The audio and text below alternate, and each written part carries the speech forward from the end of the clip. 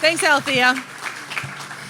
And it's a great day in Charlottesville. The sun is shining. I see lots of orange and blue and have heard about reunions from last night from several folks. So everyone is pumped up and fired to go today, as I am to introduce our two speakers. First, we have Molly Schwartzburg, who joined UVA in 2012 as curator of the Albert and Shirley Small Special Collections. In this role, she builds modern collections of rare books, manuscripts, and archives. Her recent exhibitions include the University of Virginia and 100 Objects, Faulkner, Life and Work, and Shakespeare by the Book, 4 centuries of printing, editing, and publishing. Molly graduated from Harvard University, the University of Colorado at Boulder, and received her PhD from Stanford University. In 2017, Molly received UVA's very own Lifetime Learning Outstanding Faculty Speaker Award. Joining Molly is John Unsworth, and he joined UVA in 2013 and was appointed as the 15th University Librarian and Dean of the Libraries, as well as Professor of English at the University of Virginia. John's appointment was a homecoming of sorts. He received his PhD in English, served as a professor, as well as the first director of the Institute for Advanced Technology in the Humanities at UVA. John also graduated from Amherst College and Boston University, and he is recognized as a pioneer in the field of digital humanities, and in 2005 received the Richard W. Lyman Award from the National Humanities Center. And he was also appointed by President Obama to a very prestigious council membership on the National Humanities Council. So please join me in welcoming Molly and John to More Than the Score.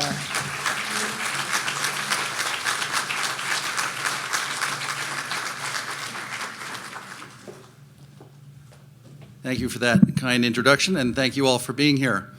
My name is John Unsworth, and I'm going to, there's the clicker, okay. I'm going to talk a little bit first about what it takes to bring in a gift like the Oliphant collection, and then I'm going to get out of the way and let Molly show you some of that collection, because that will be far more engaging than what I have to say.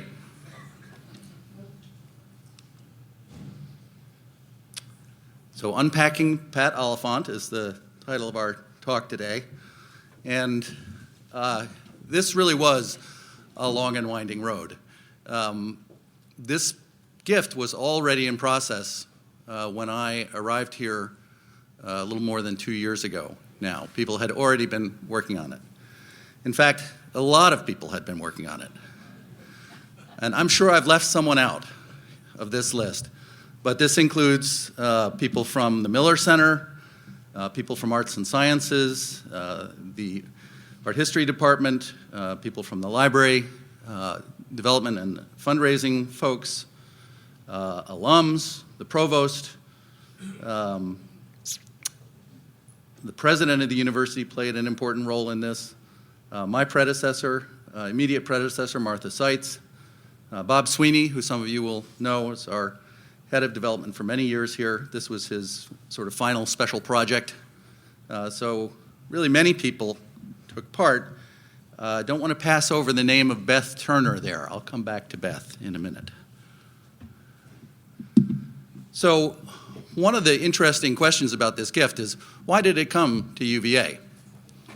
Pat Oliphant is not an alum of the university. He doesn't have family connections to the university. He doesn't have children here or relatives here on the faculty or as students. So why did he begin to talk to us in the first place?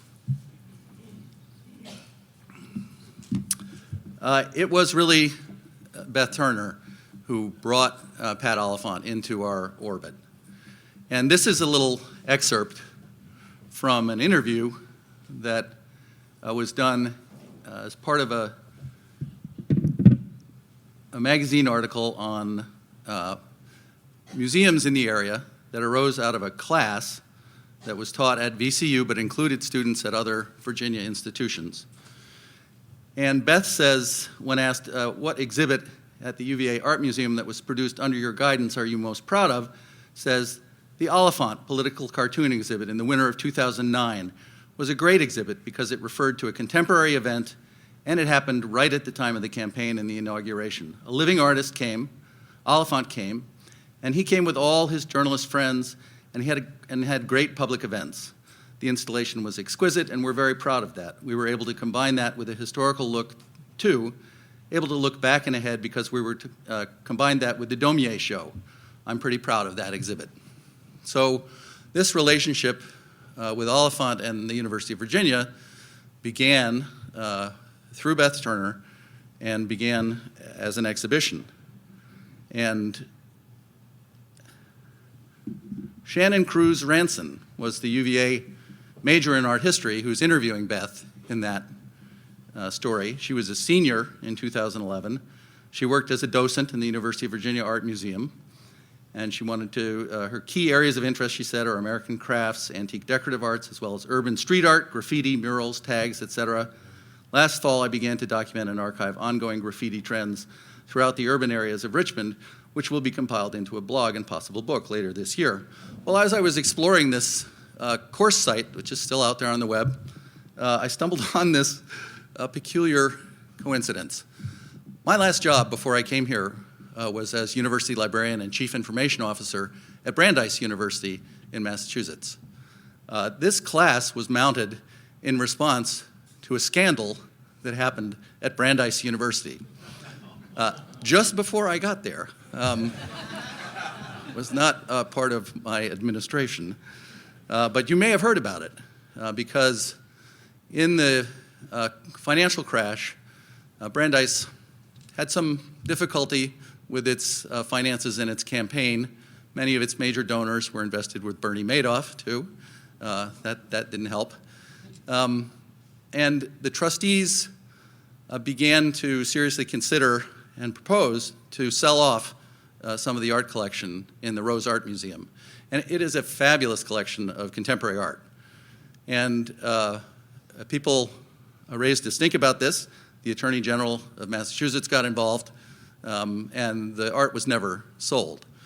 But this class and the whole surveying of museums in the state of Virginia and what they had to offer was mounted in part as a response to that and as an effort to educate students in the next generation on the importance of these collections. So that's the UVA connection. If you ask Patrick how he chose UVA, he will say he liked the people at UVA. He was talking to a lot of other institutions in addition to us, who shall remain nameless because they lost. But he really stresses that the relationships that he had with people here were very important. And also, I think it matters to Patrick that UVA has a strong connection to the history of the presidency. A lot of his cartooning is about the presidency. That's certainly what I remember him for when I was growing up and reading his political cartoons in the newspaper.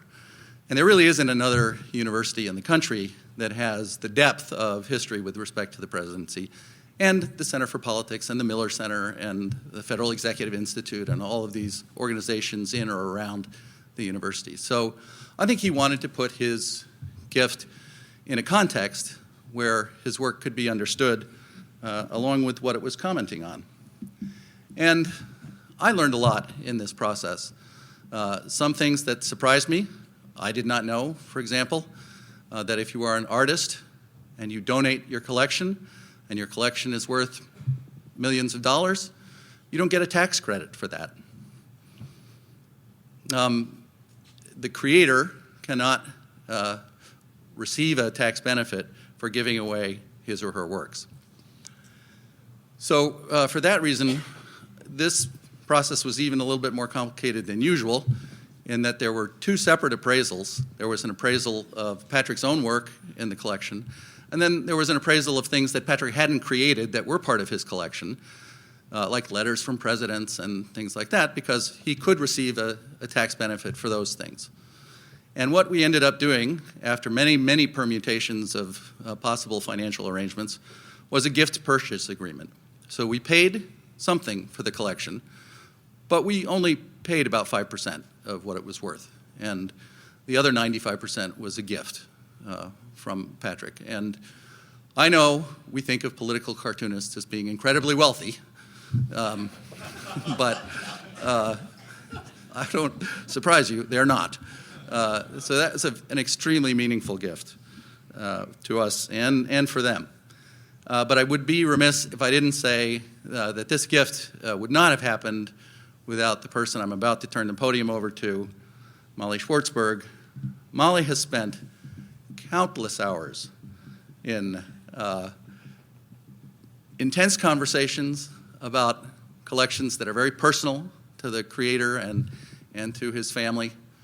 And she spent many, many hours in storage facilities, many hours packing and superintending the packing of materials.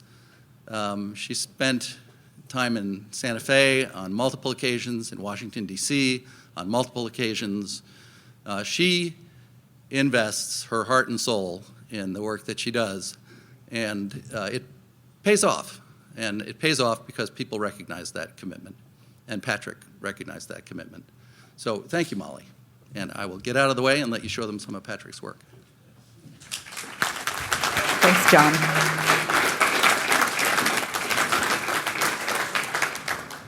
Thank you, John. And actually, the best thing about my job is going and meeting with donors and seeing collections in people's homes and helping them think about what it means to transfer physical ownership of that material to the institution while maintaining a collection with what is, for any creative person, really their lifeblood. It is a really intense, profound experience to work with an individual to help them let go, but also find themselves become part of a new community that they now really will belong to for the rest of their lives. So he gets honorary Who status, as does Susan. This is Patrick and Susan, and I find this portrait sort of hilarious because Patrick and I are in the front, and there's Susan popping up in the back between the two of us. And Susan is an essential part of this process because she trained as an art conservator and then became a gallerist and ran her own gallery in Washington, D.C., and she and Patrick met professionally and then ended up marrying. She's represented his work for her whole career, for many decades of her career. So we not only benefit from acquiring the archive of Patrick's work, but acquiring an archive that was cared for with exceptional professionalism by someone who also loves him very much. So what more could you ask for as a curator? I don't know. So let me talk to you a little bit about the process of bringing the collection in and then what the collection is. This is one of my favorite photographs documenting the process of bringing in the collection. This is Ann Stokes. She works and has worked for the Oliphants for many years to manage the collection. Because Susan is a professional, she knows that you need to manage a collection like this. And because Patrick's work is in such demand for exhibition, they need someone to manage it for loaning out to museums and other institutions. And here she's standing with, I'm going to say this many times, I'm going to say one of my favorite pieces, because there's so many, but one of my favorite pieces, which is a portrait of Al Gore on a plank of wood / as a plank of wood. This is pure Patrick, but also pure Patrick in a medium that many of us are unaware of. Most people have experienced his work as political cartoons in the newspaper. He's been syndicated in usually around 500 newspapers at a time. But he's also a really remarkable fine artist, and you'll see a little bit more of that along the way. But here's the collection in storage, and you can see just a little bit of it behind Anne there. Another part of the process is visiting Patrick and Susan at their home in Santa Fe, meeting with the donor and getting to know them and hearing them talk about their own collection, their own archive, their own life's work is extremely important and also pretty rare. We often acquire someone's archive after they've passed away. So having the opportunity to meet with Patrick and talk about his work with him was really, really important in shaping how I can think about ways for us to use this collection at UVA. And here's Patrick at the gallery in Santa Fe that represents his work. It's called the Gerald Peters Gallery. They gave us a wonderful behind-the-scenes tour. And here's Patrick looking at a selection of his of his sculptures. My favorite of these being LBJ as Centaur. Wonderful portrait of Lyndon B. Johnson there on the bottom. Next to him is Jesse Helms, a very unfortunate caricature indeed. You can't really see him very well, but you'll see him next fall. I'll get back to that later. This is Patrick's studio in his home in Santa Fe. It's a multi-room space because he does work in multiple genres. There's space for painting, there's space for mocking up sculpture, there's space for research, and most importantly, there's the space for creating the daily political cartoons. One of the things I found most interesting about this archive was learning about that process. Patrick gets up or he doesn't do this anymore, he retired in 2013, but he would get up every morning, watch all the news shows, read several newspapers front to back, and then sit down and start brainstorming on the day's cartoon and then produce it. Every single day for many, many years. And this is the space in which that work of constructing that cartoon occurred. Once the cartoon was done, it would get put in an envelope, left outside the house, and a guy on a moped would come, pick it up, a courier, and then take it to ship it off to to transform it into something called I'm not going to go too much into the detail. We'll get into this in our exhibition next year. But basically, ship it off to the 500 newspapers. This is before the digital age. Everything had to get shipped in order to be produced for the next day's cartoon. After about a year and a half, 2 years, actually I think it was about 2 years, it was almost 2 years to the day, I think, that we worked on this collection, because I remember looking back in my email and emailing Dean Unsworth and saying, I think we're actually almost exactly 2 years from start to finish. And to me, the end of the process of acquisition is when the material actually arrives. You hold your breath, it's in a moving van, you hope that it actually gets there.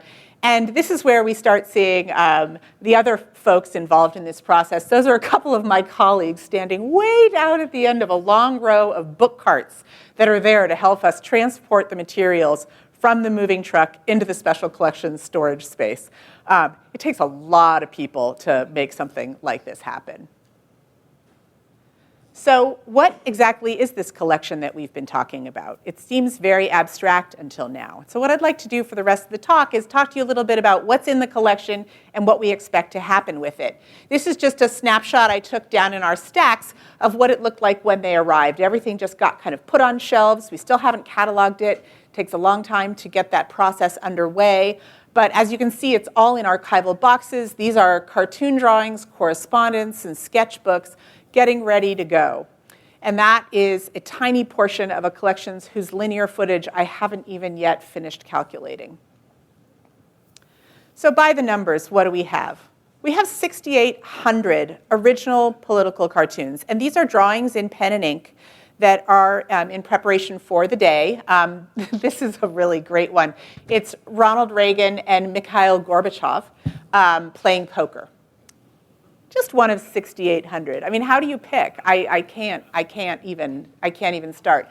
Now you see in the bottom corner of that cartoon, if you can see, there's little Punk. Punk is he's kind of the meta commentator, and he really has a lot to say about whatever's going on in the cartoon. So there's actually a second layer built in, and Punk will come up again later. There are about 175 of the preparatory sketchbooks that Patrick used each day to brainstorm the cartoon.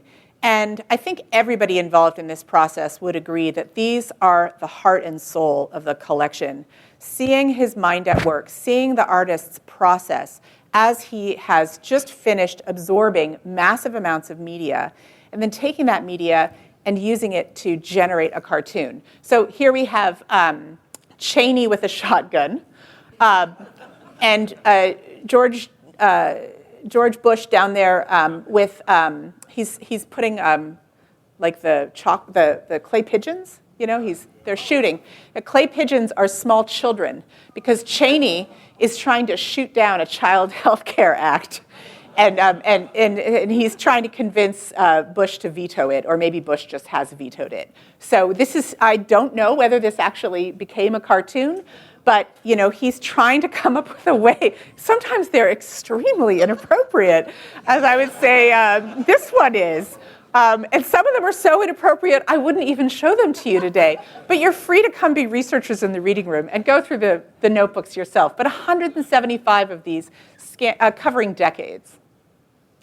There are about 100 or more commissioned drawings. These are done as book covers, magazine covers, suites of illustrations in magazines and other places, posters. This is, you all remember Jesse Helms, who popped up. This is a 1986 item from a set having to do with Jesse Helms and censorship. This is when Playboy magazine and others were in the news a lot, and Helms was on a mission. And I like this one because we've got the librarian burning books. So just that's me right there. That's what we like to do in special collections. This is unusual. He did this one with a very neon watercolor of some kind, and it's hard to communicate that in reproduction. You actually have to see the original to get that true color. As I mentioned, Patrick is an artist in many media, and he has done a large set of works on paper over the course of his career. This is a jazz musician. You could call this a caricature, but I don't think that's appropriate. This is a much more sophisticated, nuanced, elegant work that takes a lot more time to produce than a daily cartoon. So we have him working on these very ephemeral pieces, and then on pieces that are really meant to last and that are meant to sort of hang as fine art. And you've also seen already a couple of examples of the bronze sculpture. This is a remarkable body of work. This is Ronald Reagan on a bucking bronco. This looks a lot like a famous Remington at the White House. It's brought to the present by Oliphant, and he often pictures Reagan in this kind of attenuated state of just being whipped around by circumstance, by the political environment in which he lives. And what's wonderful about these sculptures is that you see them in juxtaposition to the daily cartoons as polar opposites. We have the incredibly ephemeral cartoon that is in the newspaper and then disappears and you never see it again. It's only relevant to that particular moment. Often these political cartoons are very hard to understand many years later. You have to go back and read the news to grasp what they're about. And then we have sculpture in bronze, the most permanent of formats. So we've got this wonderful pairing in Patrick, and I think a very rare ability of an artist to work in radically different genres.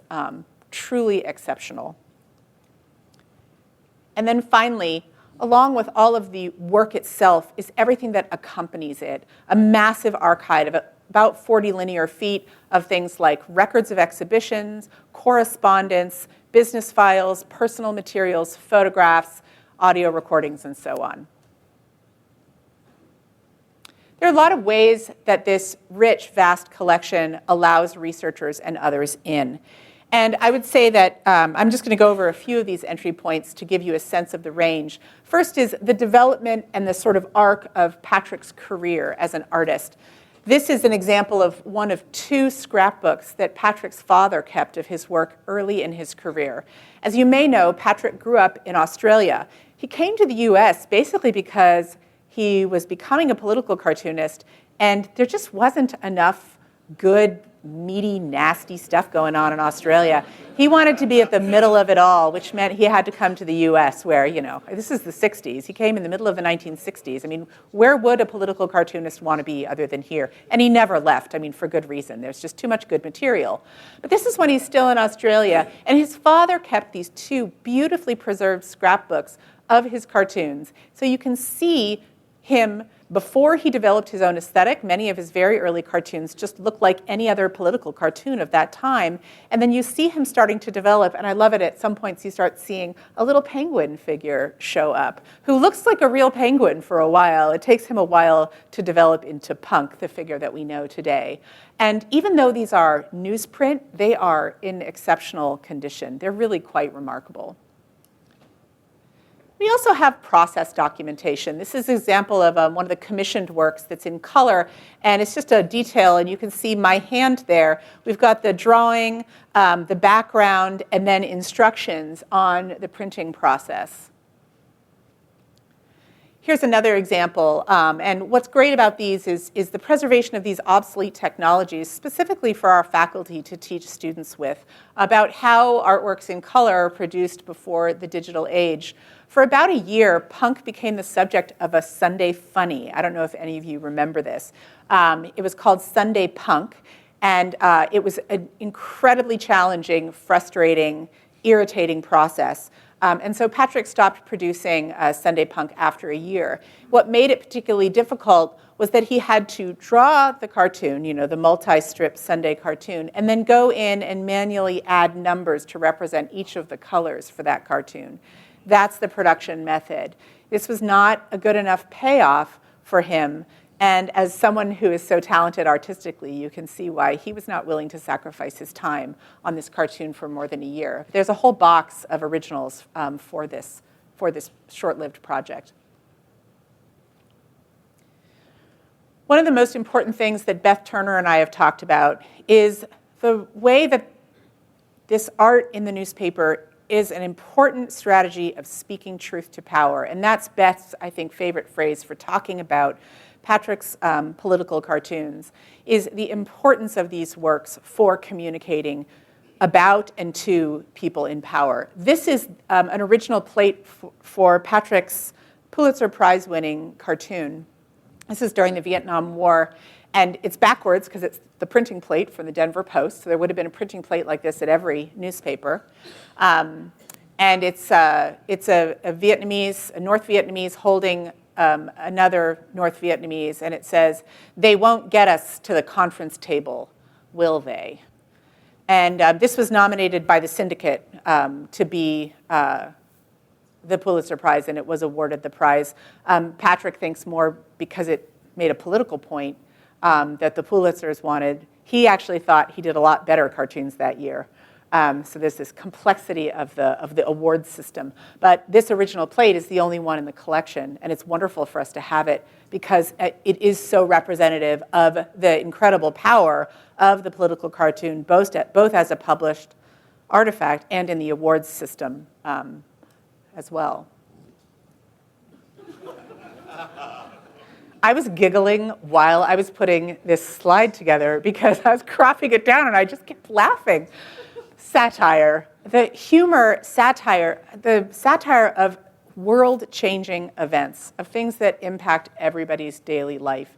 This is such an important part of Patrick's archive and such an important aspect of his work, and something that I think intellectually is very, very challenging to approach.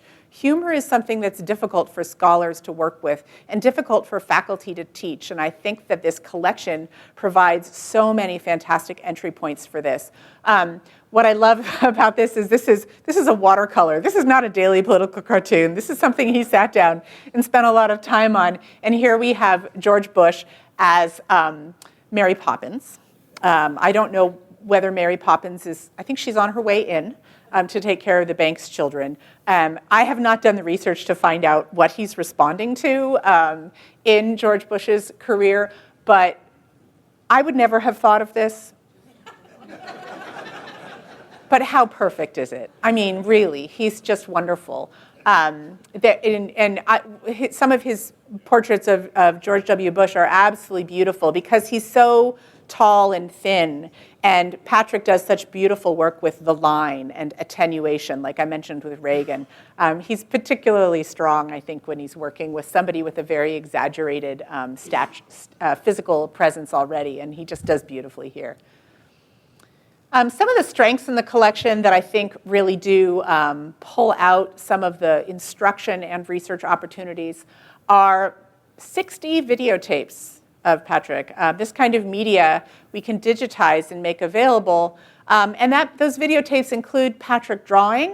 Were any of you here in 2009? Anyone raise their hand who was here in 2009 when Patrick came and drew live on stage? He's done this many times. He prefers not to do small talk, so he often, at events and openings for his work, he will draw.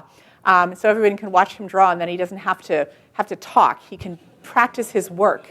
And it's amazing to watch him drawing live. And these drawings, there's one at the Gerald Peters Gallery that they have hung in a stairwell because it won't fit anywhere else. These massive pieces, again, in great contrast to that tiny political cartoon that appears in the newspaper. So we have a lot of interviews of him, a lot of videotapes of him drawing, and then a lot of videotapes of him being interviewed, mostly on Washington, D.C. kind of political news shows. So really wonky stuff from across his career, really of great value for understanding the relationship between the political cartoonist and that political environment. Fan mail and hate mail, lots of hate mail. I gotta love the hate mail. Responses from the public to specific cartoons, complaints about cartoons, my favorite, suggestions for cartoons. I think you should do a cartoon about this, and here's how you can draw it. Which cracks me up. Sometimes we have Patrick's comments on these letters, which are often the best part of the letter. Correspondence with his subjects. There's a lot that's really interesting about the relationship between the cartoonist and the subject. Something I learned long before meeting Patrick, but when I was already working at UVA, is that a lot of cartoons end up in the personal archive of the subject. So Governor Harry Byrd of UVA, we have massive quantities of political cartoons about Byrd. In the Edward Stettinius collection related to the founding of the UN, we have massive quantities of political cartoons about that founding because the cartoonist would send that upon request from the subject. This is quite common. So here's an example, 1969, of Richard Nixon writing, probably dictating, but writing, to thank Oliphant for a cartoon on welfare reform that he has inscribed and sent along. And there are a lot of letters in the collection from political operatives at various levels. There's one, and I couldn't find it for today, where somebody working in, I think in the White House says, everybody else has a cartoon in their office, and I don't have one yet. Can you please send me one?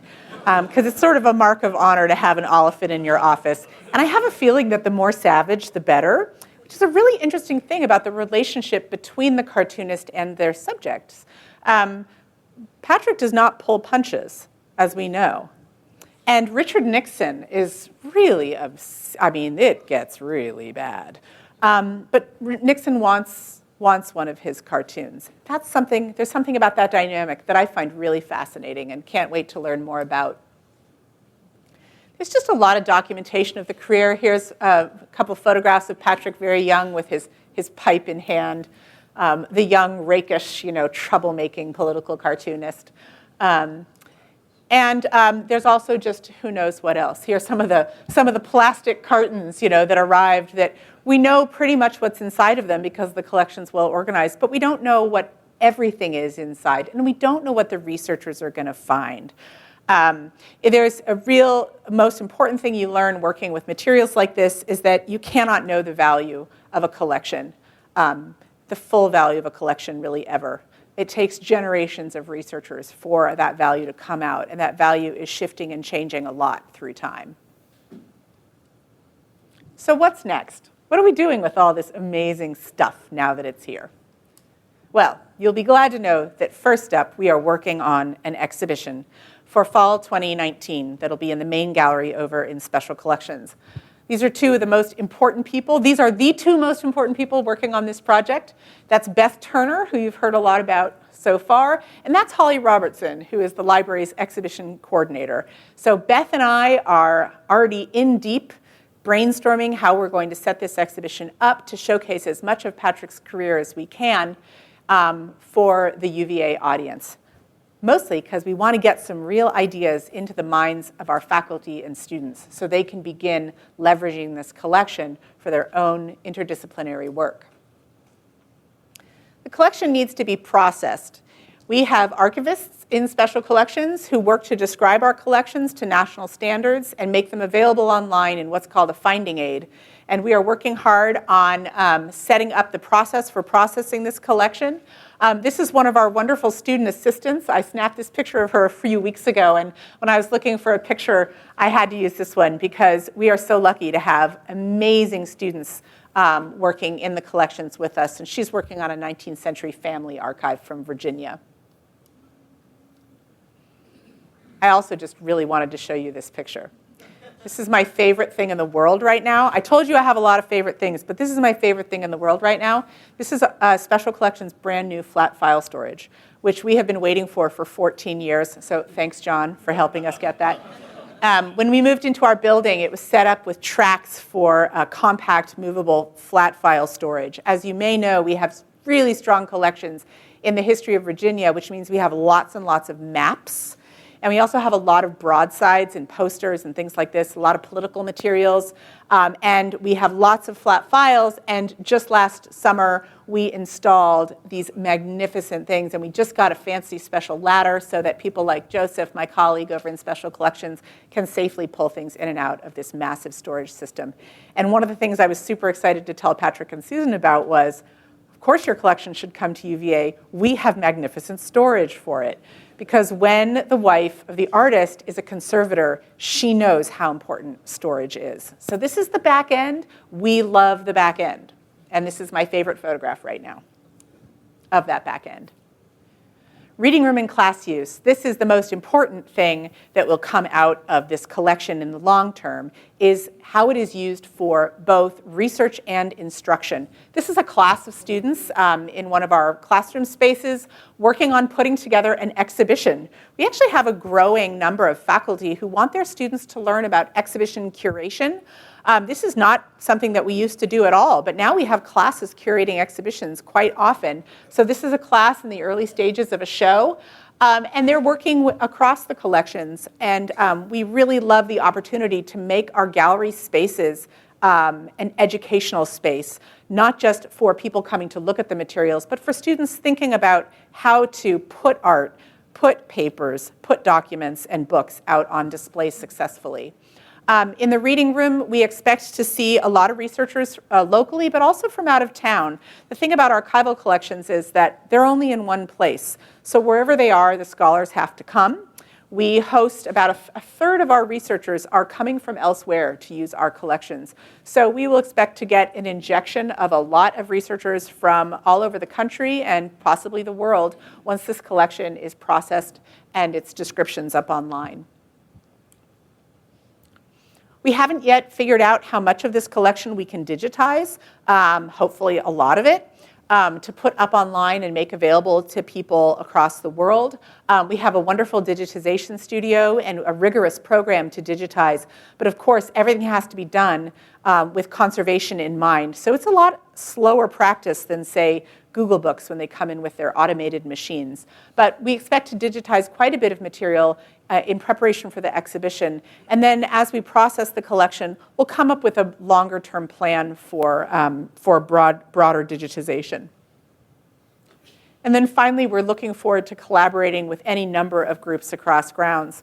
These are just some of the organizations that we've already been working with to some extent in thinking about this collection.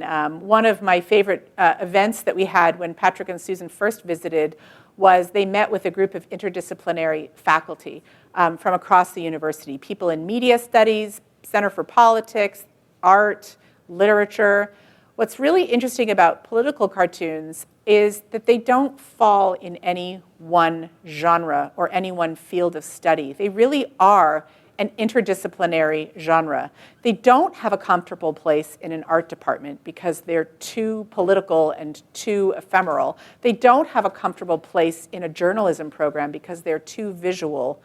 But they belong beautifully in both of those places and in the interstices between fields.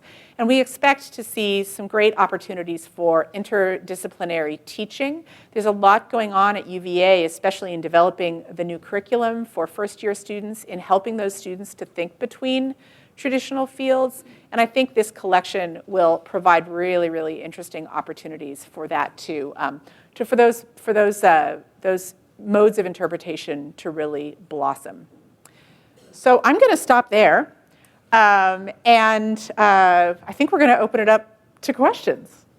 Can I ask the first one? What's the first question? When will the exhibit be open? Oh, the exhibition will be opening September 2019? Sometime in September 2019. I don't have the day on the tip of my tongue. But yes, it's next year, alas. It takes a lot of work to put one of those together. Yes, sir? Oh, we've got a mic over here. Oh, sorry. Oh, okay, so we have a question in the back. And John, if you want to join me up here to answer. Okay. Okay. So with what just happened in Brazil, I see the pictures of your archive space.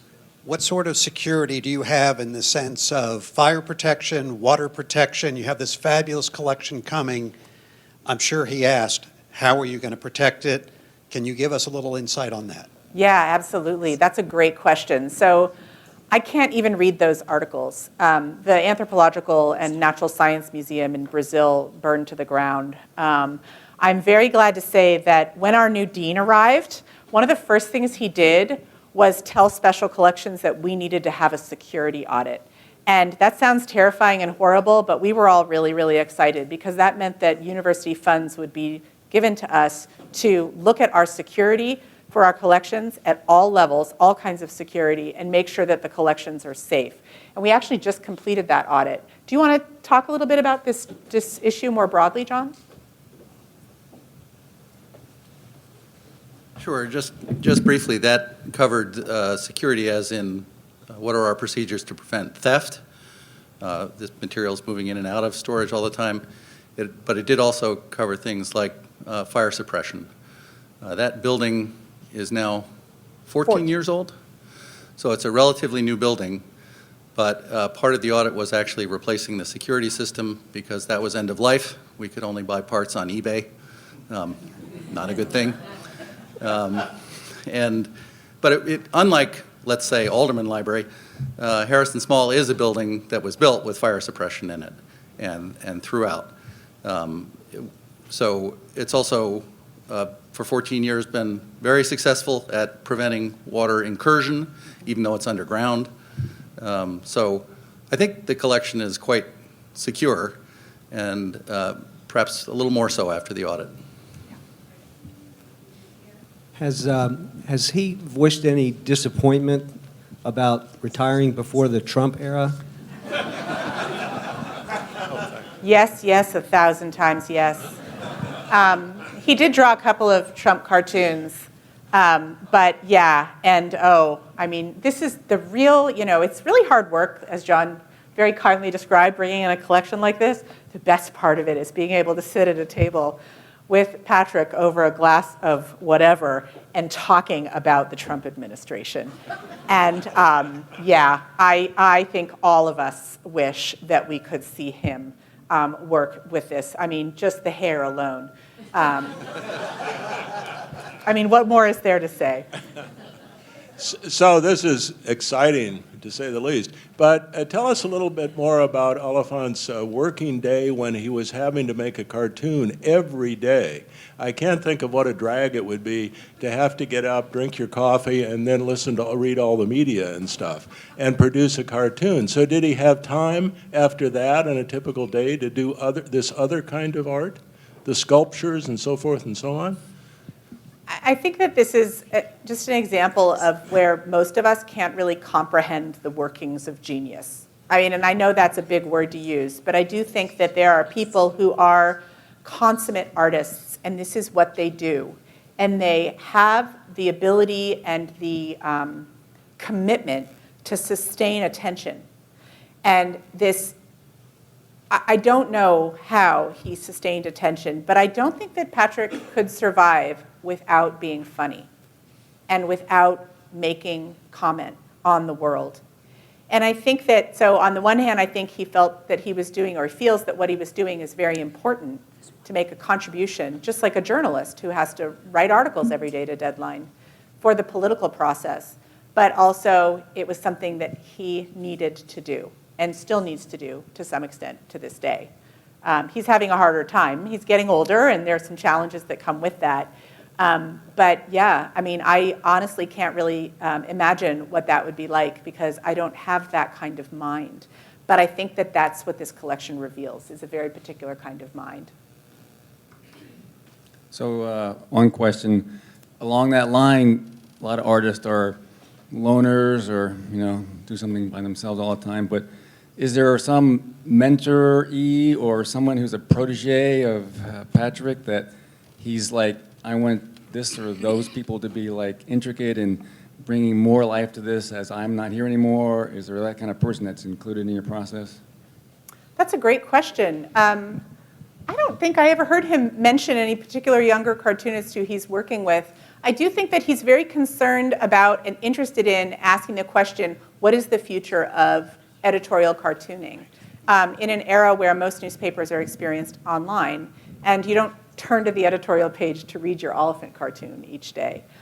So the situation is such that I think that the field is very much in flux, and I don't think anybody really knows where it will go next. There are people doing a lot of graphic commentary of this kind online, but is it reaching the same audiences? I think that along with a lot of other things that are happening with the rise of internet culture is you pick your own resources online where you're going to get your news and you get the commentary that you want to see. So instead of there being one local newspaper or maybe two local newspapers that have the political cartoons of the day, we're going to see more and more polarization, or at least that's my experience so far, is more and more polarization. Cartoons not written for a single shared audience, but for people on different ends of the political spectrum. Where that's going to go over the next few years and few decades is a really, really interesting question, and one that I'm hoping we have some opportunities to think about here at UVA. This is the kind of topic that I think can be addressed in public forums, in symposia, things like this, that might come out of this collection if we're lucky enough to be able to put them together. My question is to ask you to give us a description of what is involved in actually processing a single element of the collection, and then perhaps an estimate of how long you think that will take to be completed. So that's a great question. The collection is in beautiful order already. So we've estimated that we need only about a year to get the whole thing up online in archive space, which is a database system that we use to keep our manuscript collections organized. So this is an unusual collection for us because it is about half manuscripts and about half art. So we're going to hire a project archivist to come in to do this process, and that person will determine what the best practices are for describing artworks and describing the archive. That processing can be at various levels of specificity. When it comes to the art, there'll probably be a lot more detail than there will be when it comes to the boxes of, say, exhibition paperwork.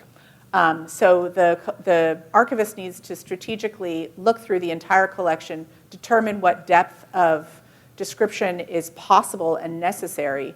Of course, possible always beats out necessary. There's only so much you can do. You can't describe everything completely. And then it goes up online for the world to see. So the process is basically about learning the proper terminology. There's a standard vocabulary for description of both archives and artworks, and making sure that we get those, that we use those both for the archival and the art side, which is an unusual process for an archivist. So it's going to be a challenging project for the person who does it. Sorry, my mic's getting a little wonky, so. Okay. First of all, thank you very much. Congratulations. It's amazing to hear his work ethic, to get up, listen to the news, read the newspapers, and then get to work. Does he continue to do that? And second, when he produced, did he also keep some narrative to tell the context? Because he left a lot of context in all his cartoons. But if not, are your students who are coming to help challenged to look into the history, the political history, because you had to be there in 1969 to understand the Nixon welfare cartoon. And I find that students here aren't really studying history so much. You answered my third question, which was digitization, and you've set your priorities there. But are the students involved to the point where they are going back and helping you understand the context of history that produced this amazing political satire? So the students who work in special collections know, because we make the material available, and then we wait, and the researchers and the classes need to come in and do that work themselves. So we just make the material available, and then the context needs to be evaluated by the people who come in and use it. He did not leave a narrative behind. what he did leave behind each day is those sketchbooks. We don't have them for every single cartoon, but for a lot of them. And this is the case with all political cartoons. We have political cartoons. We have a lot of other political cartoons in our collections. And there are many that I've tried to learn about and I can't understand. We have a wonderful Nast cartoon, very famous, Thomas Nast, very important early American cartoonist. And there's a cartoon of, I think it's Andrew Jackson, and half of him is wearing one outfit, is wearing like a military outfit, and the other half is wearing a union suit. And I tried to understand it, and it would require, like a student to do an end of semester research paper, probably, to figure out what that graphic means today. And I think that that's going to be the case for Patrick's cartoons, especially for our undergrads. Like for me, Mikhail Gorbachev and Ronald Reagan playing poker. I mean, like that's great. I was in high school. I get it. Like this is within my lifespan. We have students who were born, way too recently. It's not okay. It's just not okay. But to answer your question about students doing history at the university, I would take issue with that for the community of students who come into special collections. We have a lot of faculty who teach history classes who have their students come in and use our collections.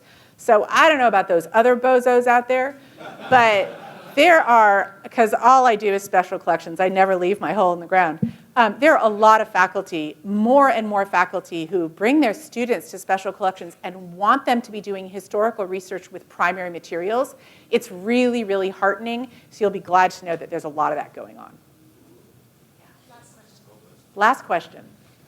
Thank you both for the presentation. This is a question for Dean Underwood since he's here. Could you bring us up to date on the renovations planned for Alderman Library? Sure, be happy to. How much time do we have? 6 minutes, okay. So at the most recent board meeting, the plans for the Alderman renovation were unanimously approved by the board. And that means, as far as the process goes, that those plans and a request for appropriation now go to the state and will come up in the spring in the state budget appropriation process.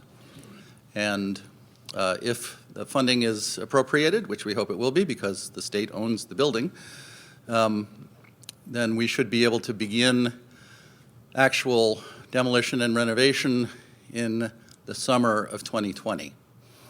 There's an awful lot of preparatory work that has already been done and is being done to get ready for that. So we completed this past spring the doubling in size of Ivy Stacks, which is our storage facility, high-density storage facility on Old Ivy Road. That now is covered with solar panels on the roof. It's 150-year preservation quality HVAC inside the entire building, so probably the best environment for the preservation of print in the state. And that had to be done because more than half of our collection is currently in Alderman Library, and we had to have somewhere to put it because the part of Alderman that we're demolishing are the stacks, the old stacks and the new stacks. Those are half-height floors. There is no headroom for sprinkler systems. The old stacks, the stacks are structural. They actually hold the floor up, so you can't move the risers. They're not ADA accessible. That part of the building was built to be what Ivy Stacks is now in 1938. But now we have a better way to do that, and we don't have to do it on the main library site. So we'll replace those stacks areas on essentially the same footprint with full-height floors. So it will be a much less confusing building once it's done. You'll know which floor you're on and have some hope of finding the exits, which is, especially for students early in their career, a real problem. It will be a much safer building. We'll have 3 doors on the front instead of 1. If you think about a building with no fire suppression and 1 door, that's not a good situation. We'll have a north side entrance on University Avenue at the 2nd floor level. That'll be very open to the town instead of what we do now, which is turn our back. There'll be an expanded cafe near that north entrance on the east side near McCormick Road with outdoor seating and terracing. And if you enter on the second floor, you'll walk through an area that's really devoted to activities that are centered on the print collection. So Rare Book School will be there. It's teaching spaces and workspaces. We'll have, for the first time, a really proper conservation lab and a preservation lab on that second floor as well. And so, when you enter that way, you'll walk through and see how we work with that collection to keep it and teach from it. There'll be a lot of user-operated high-density shelving. So you push a button and it moves a bunch of stacks, so you create an aisle where you need the aisle. That's what we're doing to try to make up for the fact that we're losing lots of floors of book storage. But we're building 4 of those 5 floors in the new section so they can hold compact shelving throughout, even though, for example, on the second floor, we won't open that way. It's going to be a really beautiful building. It will essentially continue the aesthetic of Old Alderman. The 3/4 of the building that remains will be really restored to original finishes. So rooms like the McGregor Room will look the way they do. In the new building, if you came out of the McGregor Room and walked down that hall, this Stettinius Gallery, you would, at the end of it, you'd enter Clemens Library, because we're going to create a connection between the 2 buildings at that level. In the interim, while the books are off-site, right now we're putting high-density, user-operated shelving on the first floor of Clemens Library to hold about 500,000 volumes during the renovation as a user-accessible browsing collection. And the feature that people like most when they see the drawings is those light wells in the middle of Alderman that were built to bring light to the interior offices. That's why you have to cross a bridge in Alderman to get from the front of the building to the back. Those light wells will become usable space. We'll put skylights over them, we'll bring the floor to one level, and they'll just be part of the second floor. When you walk in, you walk into a sort of an indoor piazza space in the middle of the building that will have plenty of light. It'll be a great event space, and I hope to see you all there someday soon. It should open in 2023 if all goes well, so no class of students should pass through UVA without being able to spend some time in Alderman Library. And I would be remiss if I didn't mention what I think Molly wants to talk about. No. Right now, if you go to Harrison Small, there's a really excellent and interesting collection on the health system. Do you want to say just a word about that? Sure. Yeah, before we leave you, just a quick plug for our current exhibition, which is in the space where the Oliphant exhibition will be next year, which is 200 Years of Healthcare at UVA. We've given over our gallery to our wonderful colleagues over at the Health Sciences Historical Collections. And if you're not aware that they have their own special collections over in Health Sciences, it is absolutely fantastic. And they have put together an exhibition filled with really remarkable items, giving the history of healthcare at UVA, including my favorite item, an actual iron lung that is in the middle of our gallery space. It is really spectacular and was actually used as recently as the 1990s. So don't miss that show. If the game ends early, come on over. We're open until 1 to 5. Thank you.